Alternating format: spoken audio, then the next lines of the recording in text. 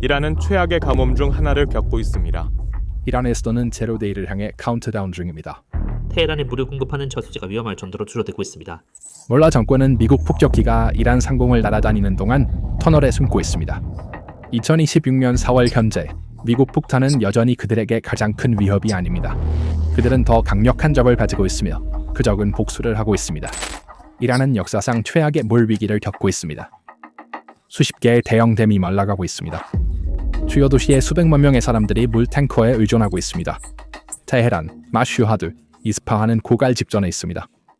사람들은 단지 한 캔의 물을 얻기 위해 몇 시간 동안 줄을 서고 있으며 이 위기를 초래한 것은 폭탄이 아닙니다.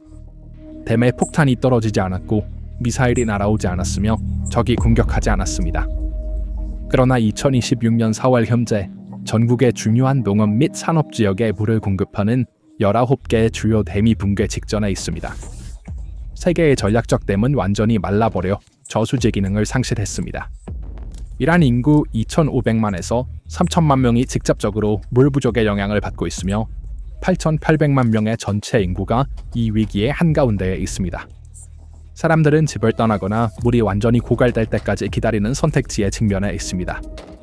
이란 정부는 미국의 공격을 비난하고 있지만 위성 이미지와 현장 지질 데이터는 매우 다른 이야기를 전하고 있습니다.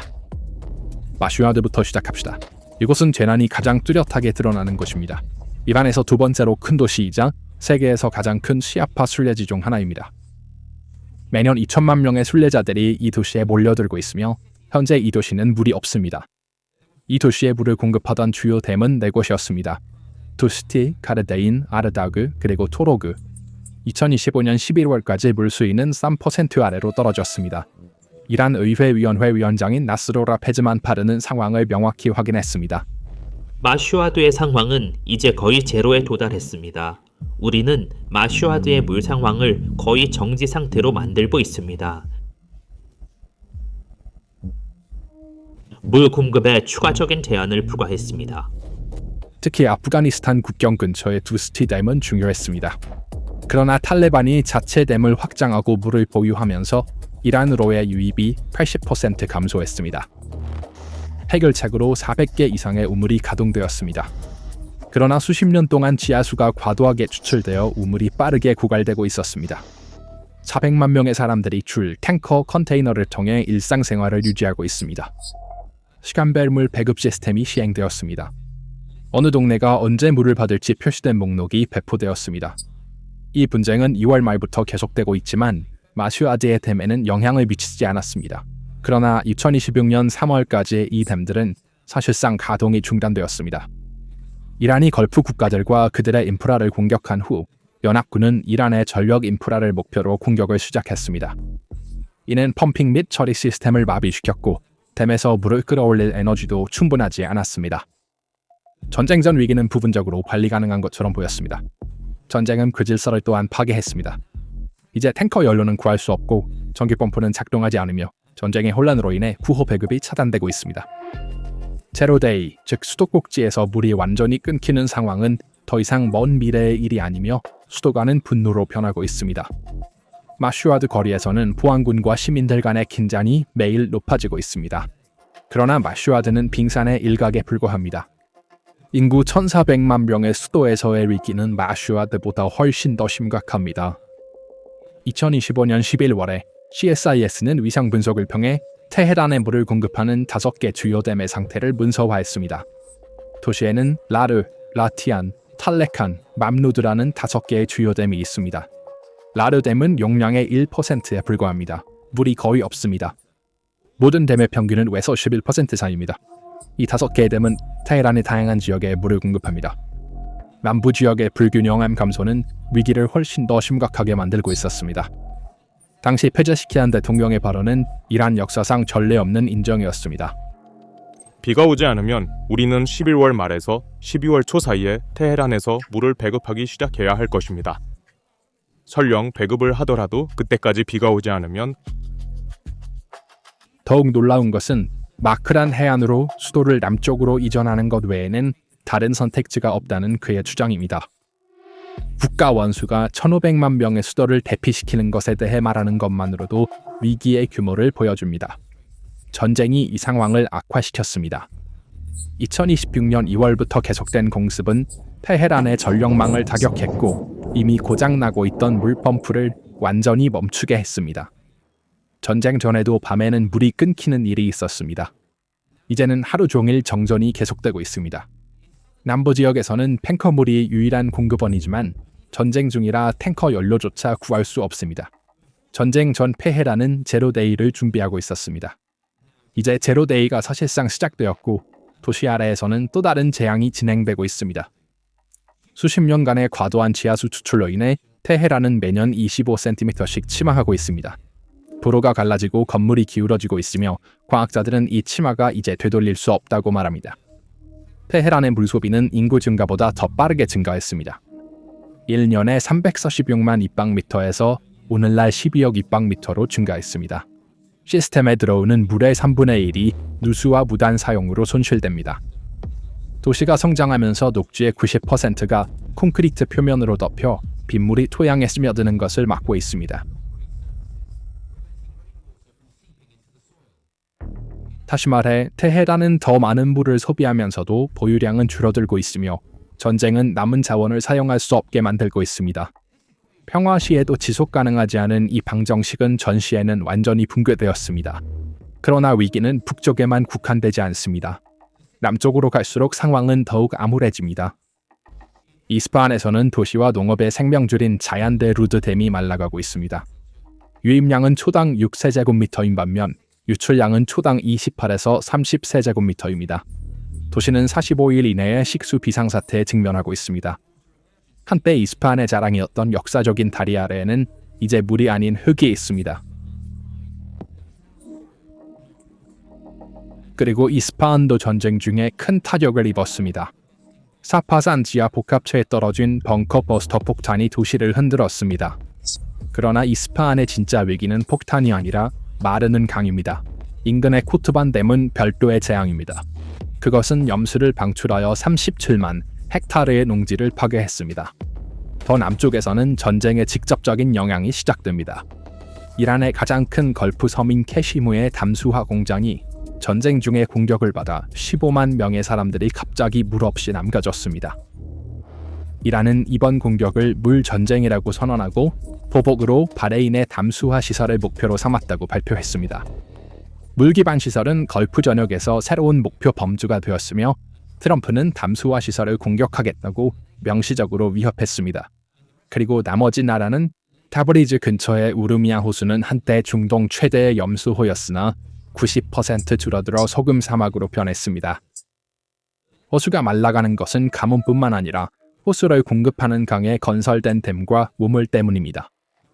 남아있는 소금 껍질이 바람에 의해 지역 전체로 퍼져 호흡기 질환을 유발하고 농지를 오염시키고 있습니다. 28개의 주가 심각한 가뭄을 선언했습니다. 이러한 기후와 인프라 붕괴의 비용은 대규모 인구 이동을 강요하고 있습니다. 농촌 지역에서 농업이 붕괴되면서 3만 1,000개의 마을이 이미 버려졌습니다. 사람들은 가뭄을 피해 도시로 이주했지만 도시에도 물이 없습니다. 이주는 문제를 해결하지 못했습니다. 오히려 위기를 악화시켰습니다. 이 대규모 인구 이동은 물과 일자리가 상대적으로 더 접근 가능하다고 여겨지는 대도시 외곽으로 이동하고 있습니다. 그러나 이러한 도시로 몰려드는 수백만 명의 사람들은 이미 붕괴 직전인 도시 인프라에 견딜 수 없는 부담을 주고 있습니다. 테헤란, 마슈아드, 이스파한과 같은 중심지, 주변에 급속히 확장되는 계획되지 않은 정착지들은 심화되는 빈곤과 물 부족과 결합하여 폭발 직전의 화약고로 변하고 있습니다. 전쟁은 이 이주 물결을 더욱 가속화했습니다. 분쟁 지역을 탈출한 사람들이 이미 물이 고갈되고 있는 도시로 몰려들고 있습니다. 그렇다면 이 모든 것이 정말 전쟁 때문일까요? 이란 정부는 일관되게 위기의 원인을 미국의 공격으로 돌리지만 마슈아드의 4개의 댐은 전쟁이 시작되기 3달 전에 이미 말라버렸습니다. 테헤란의 라르댐의 수위는 전쟁 전 이미 1%로 떨어졌습니다. 이스파한의 강은 전쟁이 시작되기 훨씬 전에 이미 흐르지 않았습니다. 위기의 근원은 전쟁이 아니라 40년간의 잘못된 관리에 있습니다. 이란은 물의 90%를 농업에 사용하지만 농업은 경제의 12%만 차지합니다. 쌀, 수박, 피스타치오 같은 물을 많이 필요로 하는 작물이 건조한 지역에서 재배됩니다. 그리고 비효율적인 범람 관계로 인해 대부분의 물이 토양에 도달하기 전에 증발합니다. 게다가 물 사용은 크게 보조금을 받고 있습니다. 소비자들은 실제 비용의 절반만 지불합니다. 이 낮은 가격은 과도한 소비를 부추기며 인프라 유지에 필요한 자원을 남기지 않습니다. 헌법 제43조에 의해 보장된 식량 자급 정책은 1979년 이후 관계 지역을 2배로 늘렸지만 이 확장은 또한 2배의 속도로 수자원을 고갈시켰습니다. 그리고 이 정책 뒤에는 혁명 수비대와 연계된 강력한 주체인 카탐 아람비아 건설본부가 있습니다. 그들은 40년 동안 600개 이상의 댐을 건설했습니다. 전문가들은 그들을 물 마피아라고 부릅니다. 대부분의 댐은 잘못된 장소에 위치해 있어 증발과 침정물 축적으로 인해 비효율적입니다. 100만 개 이상의 우물이 시추되었고 그중 절반은 불법이며 지하수의 70%가 되돌릴 수 없을 정도로 고갈되었습니다. 중력으로 작동하며 에너지를 전혀 소비하지 않고 지속 가능한 이란의 수천 년 된 카나트 시스템은 버려지고 디젤 펌프를 사용한 과도한 양수로 대체되었습니다. 결과는 70개가 넘는 평야가 침하하고 130억 입방미터의 지하수가 사라졌습니다. 어떤 정부도 이 문제를 해결할 수 없었습니다. 왜냐하면 IRGC의 물 할당을 도전하는 것은 정권의 안보기구의 수입원을 약화시킬 것이고 전쟁 지역에서는 그러한 개혁이 더욱 불가능해졌기 때문입니다. 카베 마다니 전 유엔 물 연구소 소장은 상황을 이렇게 요약합니다. 관리 부실로 인해 집이 불타고 있었습니다. 이제 기후 변화가 불에 기름을 붓고 있습니다. 이란은 6년 동안 가뭄에 시달리고 있습니다. 2025년 가을은 지난 50년 중 가장 건조한 시기로 기록되었습니다. 세계 기후 규정 네트워크에 따르면 인간이 유발한 기후 변화가 없었다면 이번 가뭄의 심각성은 불가능했을 것입니다. 물 위기가 전쟁 정제와 충돌할 때 그 결과는 폭발적입니다. 2021년 이후 후제스탄, 이스파한, 테헤란의 농부들과 시민들은 반복적으로 우리는 목마르다 라고 외치며 거리로 나섰습니다. 2025년 말까지 시위는 더욱 커졌습니다. 물 공급 중단, 정전, 경제 붕괴가 동시에 발생하고 있었다. 2026년 1월 가디언에 의해 발표된 분석은 놀라운 상관관계를 드러냈습니다. 이란의 주요 시위 중심지인 테헤란, 이스파한, 마슈하드, 하마다는 가장 심각한 물 부족을 겪고 있는 지역이기도 했습니다. 물 위기는 정권의 가장 큰 내부 위협이 되었습니다. 그러다 전쟁이 시작되었고 모든 것이 악화되었습니다. 인플레이션은 52%를 넘었습니다. 기본 식료품 가격은 대중이 감당할 수 없는 수준으로 치솟았습니다. 농업이 붕괴되어 이미 식품 가격이 비쌌습니다. 전쟁은 가격을 더욱 악화시켰습니다. 전쟁 전에는 물 부족이 환경 문제로 논의되었습니다. 이제 물, 식량, 연료 부족이 하나의 실존적 위기로 합쳐졌습니다. 사람들은 물을 길러오느라 몇 시간을 보내고 있으며 병원에서는 수인성 질병이 증가하고 있습니다. 3만 1000개 이상의 마을이 버려졌습니다. 사람들은 가뭄을 피해 도시에 갔지만 그곳에서도 물을 찾지 못했습니다. 이주는 문제를 해결하지 못했고 오히려 위기를 악화시켰습니다. 젊은 인구의 60%가 30살 미만이며 이 세대는 정권의 약속을 믿지도 않고 가뭄을 견딜 생각도 없습니다. 이란의 가장 큰 시위인 2019년 가솔린 봉기와 2022년 마흐사 아미니 봉기는 항상 경제적 또는 사회적 불씨로 시작되었습니다. 이제 물이 그 불씨입니다. 그러나 정권의 선택지는 극히 제한적입니다. 물을 많이 사용하는 농업을 줄이는 것은 IRGC의 수익을 약화시킬 것입니다. 물가를 인상하면 거리 시위가 촉발될 것입니다. 그리고 전쟁 지역에서 수도를 이전하는 것은 불가능합니다. 전문가들이 제안한 개혁, 즉 점적 관계로 전환, 특정 댐의 해체, 지하수 보호는 정권의 정치 경제를 직접적으로 위협하기 때문에 어떤 정부도 실행하지 않았습니다. 위기는 커지고 있지만 해결책은 나오지 않고 있으며 전쟁은 이 교착 상태를 심화시키고 있습니다. B2 폭격기는 이란의 미사일 시설을 타격할 수 있습니다. GBU-57은 지하 벙커를 파괴할 수 있습니다. 그리고 에픽 퓨리 작전은 군사력을 70% 줄일 수 있습니다. 그러나 이란을 진정으로 무릎 꿇게 할 것은 폭탄이 아니라 가뭄입니다. 880만 명의 사람들이 사용할 물이 고갈되고 있습니다. 40년간의 잘못된 정책, 물 마피아, 그리고 기후변화가 이란을 물 파산의 위기로 몰아넣었습니다. 전쟁은 이 파산을 가속화하고 있지만 그것을 만든 것은 아닙니다. 카베마다니의 말에 따르면 이란은 강과 호수에서 물을 보충할 수 있는 속도보다 훨씬 빠르게 물을 끌어오고 있으며 저축 계좌도 고갈되었습니다. 정권은 전쟁을 탓하지만 마샤드의 댐은 전쟁 몇 달 전에 이미 말라버렸습니다.